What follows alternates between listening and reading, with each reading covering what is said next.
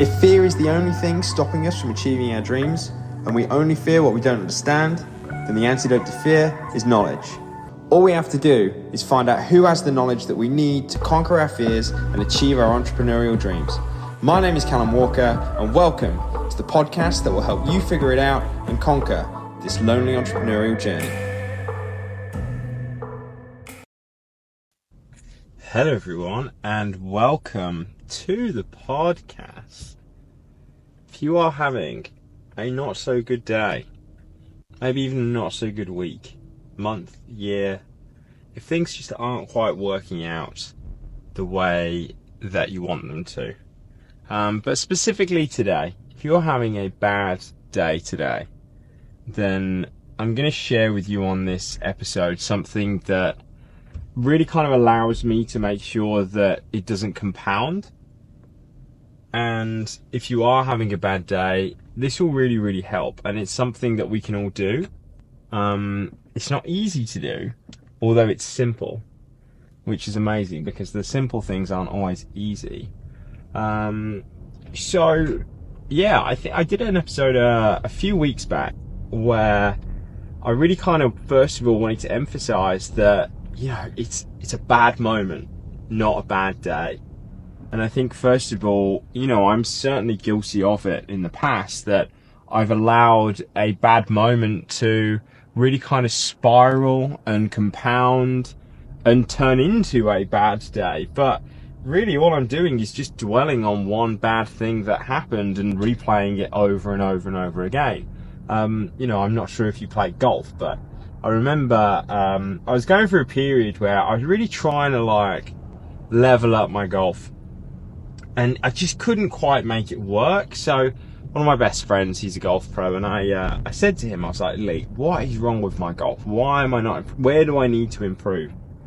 And he actually said, which was amazing, he said, it's not that you need to improve and you need to get better at driving with your iron play, chipping, putting or whatever. You just need to be less crap.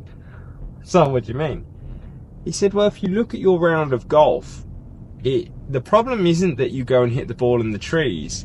The problem is that when you're in the trees, you'll hit the ball back into the trees, that you compound your mistakes.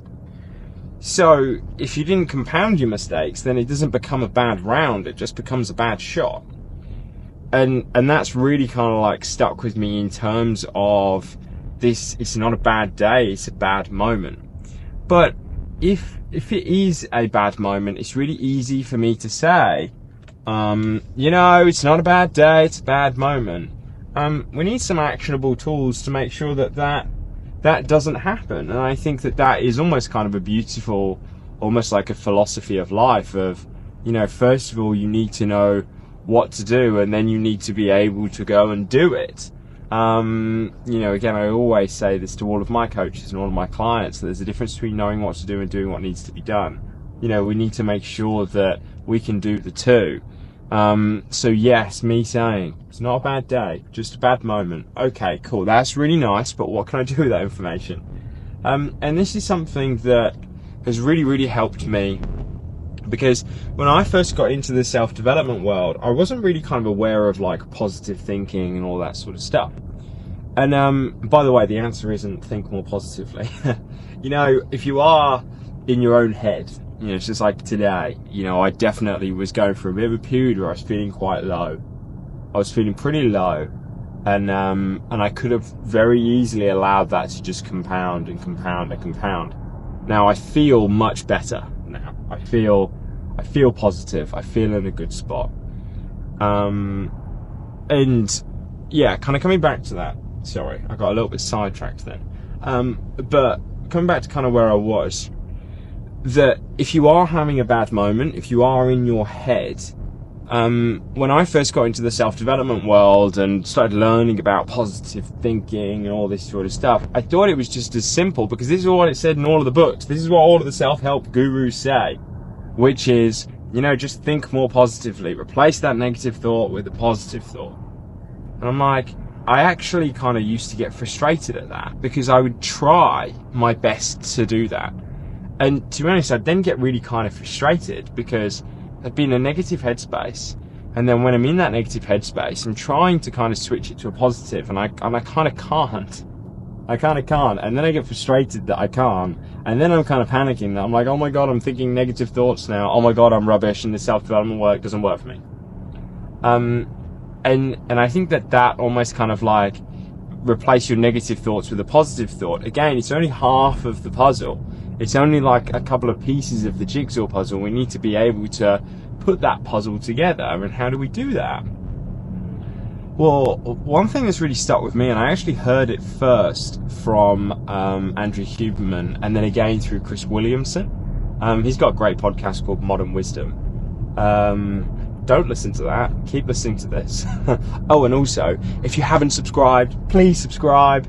I'm desperately trying to get my subscribers up to 15 subscribers. I think we've got 10 now. But if you can help me get to 15, it would just be amazing. Thank you. It's not that there's any monetary equivalent attached to it. It'd just be really nice. So yes, if you can, just like subscribe to this. You'll be able to make sure that you don't miss an episode as well. But yeah, Chris Williamson and Andrew Huberman both said this, which was, don't control the mind with the mind, control the mind with the body. And that hit me immensely, because I kind of realized that if I'm trying to just replace these negative thoughts with positive thoughts, just with my mind alone, by trying to think more positive thoughts, I've got to have the fucking mental discipline of a Tibetan monk. I haven't meditated long enough to be able to have that power and that control yet. So my mental strength, so to speak, isn't strong enough to be able to do that. But do you know the thing that is? My physical strength. You know how you go for a run, you always feel like you're in a better headspace afterwards? That almost kind of philosophy there is what I'm going to kind of push to you here, because the way I kind of see transitioning and getting out of my own head, getting out of a negative headspace and getting into a positive headspace is very, very similar to the way you put an Instagram reel together. Okay, now stick with me here because it'll make sense. If you've ever put an Instagram reel together and you've put music on it, then this will make a lot of sense to you. So basically what happens is that you have a video, you have the video of you talking or whatever it is that you're doing, okay? You upload it, and then it gives you the option to put some music on. So then you choose the music that's going to go over the thing. Now what happens is that you have two volumes. You have the volume of you speaking and what you want to say, and then you have the volume of the music and whatever the music is actually playing. So you've got two volumes. Now what happens is that when you first upload it, the volume of the music is at 100 and the volume of your voice is at 0. So we can almost kind of see this as a metaphor for the volume of our positive voice, i.e. our positive thoughts, and the volume of our negative thoughts. Now, if we think about it, when we're in this negative headspace, what's happening is that this negative voice or these negative thoughts are significantly louder, they're significantly more potent than the positive voice. And so what happens is that the negative voice is at 100.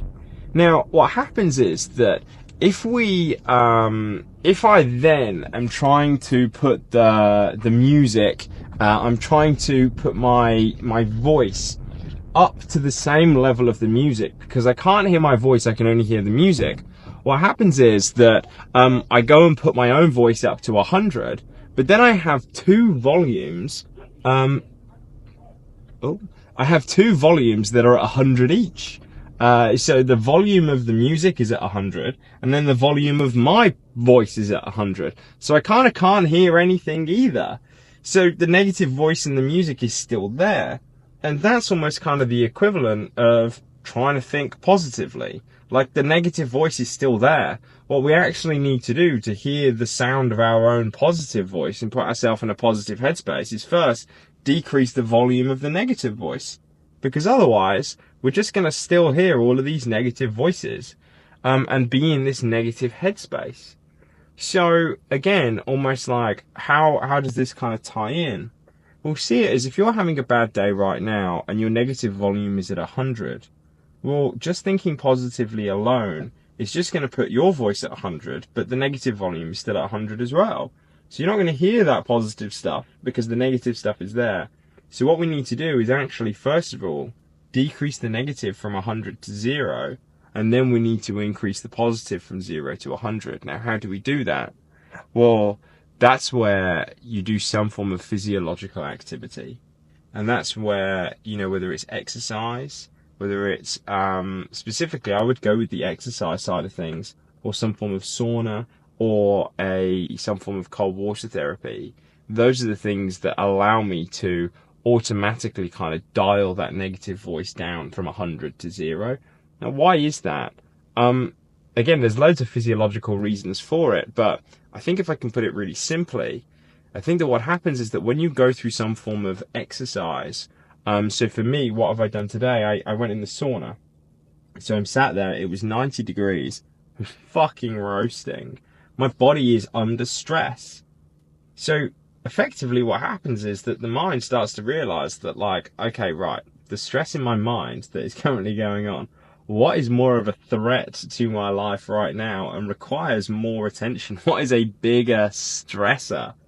Me potentially baking in a sauna and potentially dying, or this negative hoodoo that's going on in my mind. So I think what happens is it puts it into context of what real stress actually is. So remember, when you're doing some form of exercise, like, it's a stress to the body.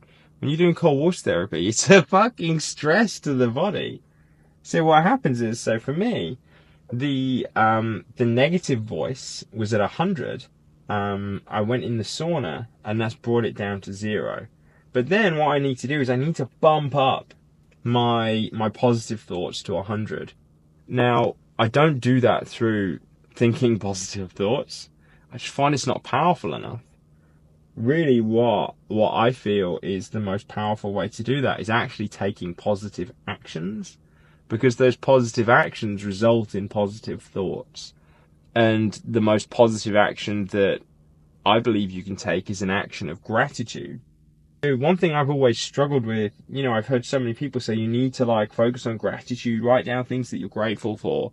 I found that not to be particularly powerful. And I've really kind of struggled with that and gone, I kind of don't get it. Whereas what has had a more profound experience on me and more profound effect on me has been actually taking actions of things that make me feel grateful. So whether it's actually, instead of thinking, oh, I'm really grateful for Alice, I'll go and spend time with Alice. Or instead of, like, and I'm really grateful for my brother, I'll call my brother or I'll call my mum.